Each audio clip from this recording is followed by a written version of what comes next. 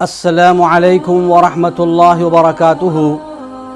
آج انشاءاللہ العزیز قرآن مجید کی آیات کو پیش کیا جائے گا، جس میں اللہ تبارک و تعالیٰ نے اپنے بندوں کو مخاطب کیا ہے اور ایسے کلمات سے مخاطب کیا ہے کہ بندے اللہ تعالیٰ کی طرف رجوع ہو۔ چلیے ہم ان اضطراری حالات میں اور ناگفتہ بھی حالات میں اور ساری انسانیت جبکہ پریشان حیران ہے اور ساری انسانیت جو ہے بلبلا گئی ہے، ایسے حالات میں ہم اپنے رب کریم کی طرف متوجہ ہوتے ہیں اور ان حالات کے اندر ہم کو کیا کرنا چاہیے قرآن کریم سے ہم روشنی حاصل کرتے ہیں۔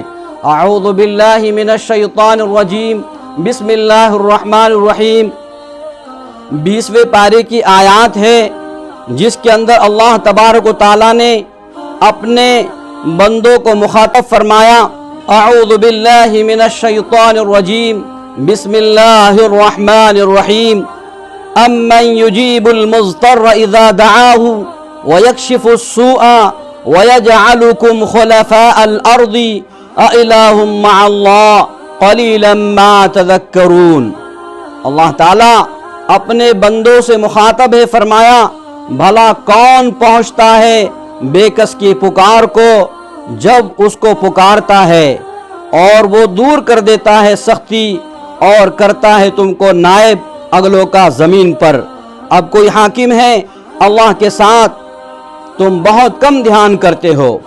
اس آیت کریمہ میں اللہ تبارک و تعالیٰ نے بندوں کی کیفیت بتلائی کہ جب مصیبتیں، پریشانیاں، بلائیں، وبائیں اور حالات جب بندے کو گھیر لیتے ہیں اور بندہ لاچار و مجبور اور بے کس و بے سہارا اپنے آپ کو محسوس کرتا ہے، ساری انسانیت اپنے جو ہے اسباب کو اختیار کرتے ہوئے بھی اپنے آپ کو بے بس و بے سہارا محسوس کرتے ہیں، تو اللہ رب العالمین نے ان بے سہاروں کے لیے سہارا قرآن مجید میں بیان فرمایا۔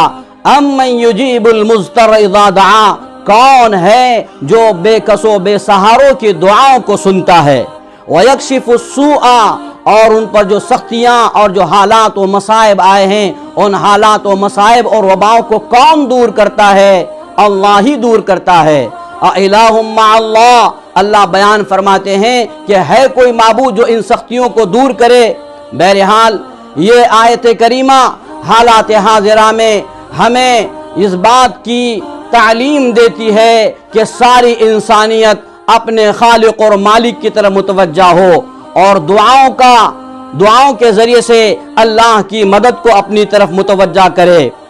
مضطر کس کو کہتے ہیں؟ اضطرار سے مشتق ہے، کسی ضرورت سے مجبور و بے قرار ہونے کو اضطرار کہا جاتا ہے، اور وہ جبھی ہوتا ہے جب اس کا کوئی یار و مددگار اور سہارا نہ ہو۔ اس لیے مضطر وہ شخص ہے جو سب دنیا کے سہاروں سے مایوس ہو کر خالص اللہ تعالی ہی کو فریاد رس سمجھ کر اس کی طرف متوجہ ہو۔ مضطر کی یہ تفسیر سدی رحمۃ اللہ علیہ نے، ذوالنون مصری رحمۃ اللہ علیہ نے، سہل بن عبداللہ وغیرہ نے اس کو نقل فرمایا ہے۔ رسول اللہ صلی اللہ علیہ وسلم نے ایسے شخص کے لیے ان الفاظ سے دعا کرنے کی ہدایت فرمائی ہے۔ ان حالات میں جبکہ ساری انسانیت بلبلا گئی، پریشان ہے، اضطراری کیفیت میں ہے اور وبائی امراض کا شکار ہے، ایسے ناگفتہ بھی حالات میں پیارے نبی حضرت محمد عربی صلی اللہ علیہ وسلم نے امت کو جو دعا بتلائی ہے وہ یہ ہے، وہ دعا ہم یاد بھی کرے اور خلوص دل سے مانگا بھی کرے۔ دعا یہ ہے، اللہم رحمتک ارجو فلا تکلنی الی نفسی طرفۃ عین واصلح لی شأنی کلہ لا الہ الا انت۔ اس کا ترجمہ یہ ہے، یا اللہ میں تیری رحمت کا امیدوار ہوں، اس لیے مجھے ایک لہجے کے لیے بھی میرے اپنے نفس کے حوالے نہ کیجیے، اور آپ ہی میرے سب کاموں کو درست کر دیجیے، آپ کے سوا کوئی معبود نہیں۔ مضطر کی دعا اخلاص کی بنا پر ضرور قبول ہوتی ہے۔ امام قرطبی نے فرمایا کہ اللہ تعالیٰ نے مضطر کی دعا قبول کرنے کا ذمہ لے لیا ہے، اور اس آیت میں اس کا اعلان بھی فرما دیا ہے، جس کی اصل وجہ یہ ہے کہ دنیا کے سب سہاروں سے مایوس اور تعلقات سے منقطع ہو کر صرف اللہ تعالیٰ ہی کو کارساز سمجھ کر دعا کرنا، یہ سرمایہ اخلاص ہے۔ اور اللہ تعالیٰ کے نزدیک اخلاص کا بڑا درجہ ہے۔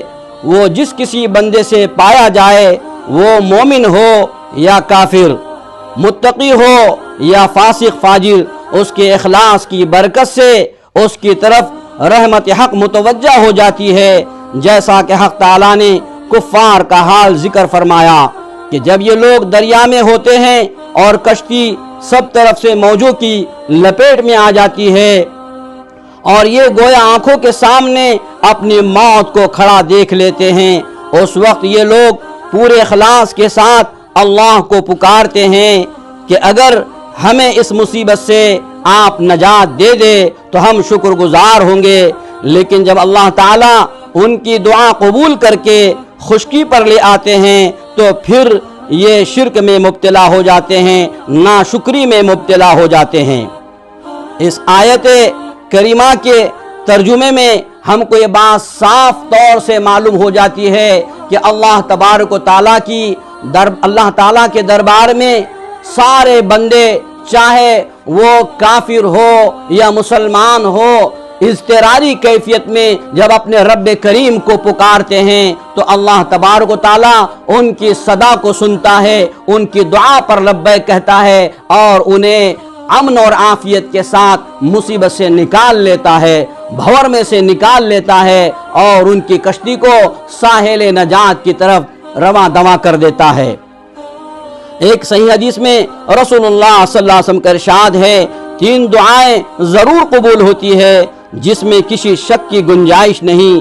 ایک مظلوم کی دعا، دوسرے مسافر کی دعا، تیسرے باپ جو اپنی اولاد کے لیے بد دعا نہ کرے۔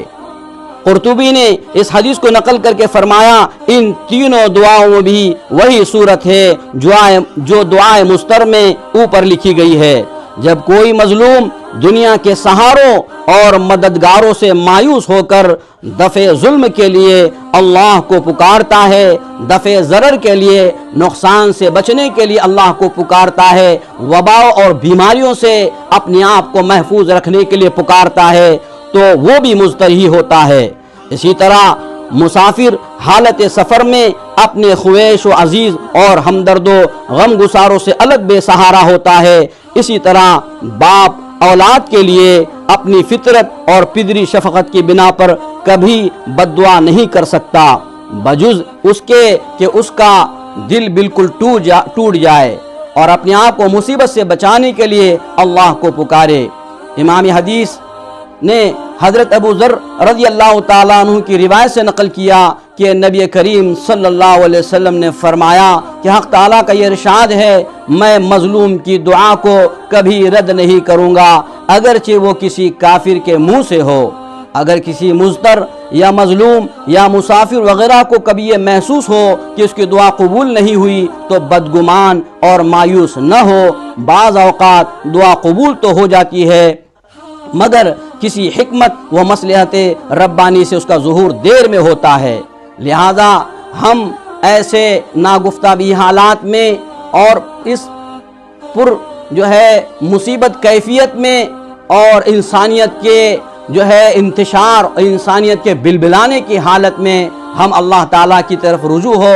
اللہ تعالیٰ اپنے بندوں کی دعاؤں کو قبول فرماتا ہے۔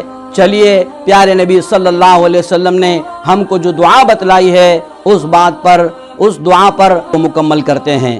اللہم رحمتک ارجو، اے اللہ میں تیری رحمت کا امیدوار ہوں، فلا تکلنی الی نفسی، اے اللہ مجھے اپنے نفس کے حوالے نہ کر، طرفت عین، پلک جھپکنے کے برابر، وَأَصْلِحْ لِي شَأْنِي كُلَّهُ، اے اللہ میرے تمام احوال کو درست فرما دے.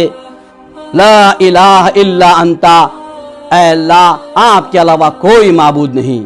اللہ تعالیٰ مجھ کو اور آپ کو اور تمام انسانیت کو ان وبائی امراض سے، بلاؤں سے، مصیبتوں سے، پریشانیوں سے، ہولناکیوں سے نجات عطا فرمائے. اللہ تعالیٰ مضطر کی، بے چین و بے قرار و بے سہارا لوگوں کے دلوں کی دھڑکنوں کو سننے والا ہے اور ان کے دعاؤں کو لبیک کہنے والا ہے. اللہ تعالیٰ مجھ کو اور آپ کو اور تمام امت محمدیہ صلی اللہ علیہ وسلم کو ان حالات میں اللہ تعالیٰ کی طرف رجوع ہونے کی توفیق عطا فرمائے اور دعاؤں کے ذریعے اللہ تعالیٰ کی مدد اتروانے کے اشکال، شکل، صورتیں پیدا فرمائے. وما علینا الا البلاغ.